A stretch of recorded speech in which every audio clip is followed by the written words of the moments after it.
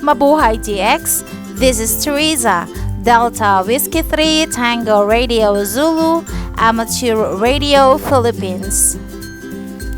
Welcome to the part 2 of how I do QSLing video. This is my very dependable, valiant record book or logbook of all of my QSOs through the years. This logbook contains around 4,000 contacts or QSOs from 2014 up to present. Now, the QSL cards that I am going to make is for the contacts or the QSO from the VHF UHF Roundup contest held last April 2018.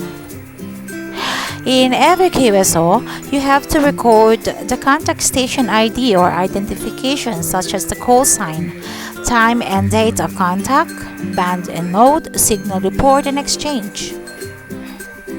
Let me show you some of my QSL cards. QSL cards design varies from hamshacks to radios and antennas to places and cultural heritage. For my recent QSL card design, I chose to put logos of all of my radio club affiliations. For my local contacts or QSO within the Philippines, I chose the Ensimada bread design. My location is very famous for this bread. Previous QSL cards design featured cultural heritage and some tourist spots within my vicinity. For my contacts outside the Philippines or the so-called DX station or distant stations, I prepared an extra souvenir, the Philippine Flaglet, to add into their collections. It is labeled so it's not for public display. For hamshack display only. Hi.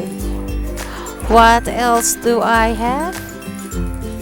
I had stickers made with my signature logo. Sometimes I insert this also as added proof of contact. I have also the name and address sticker labels for the envelopes. Those who send their QSL cards first usually has a self-addressed envelope, so this is just what I sticked on at the upper left corner of the envelope as a letter sender. This is another labels.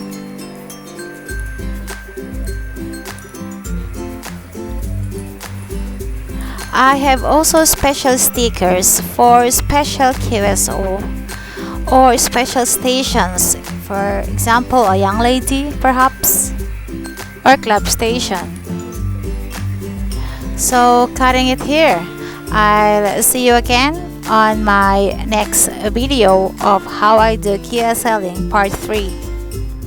This is Delta Whiskey 3 Tango Radio Zulu, stay 23, I'll see you again.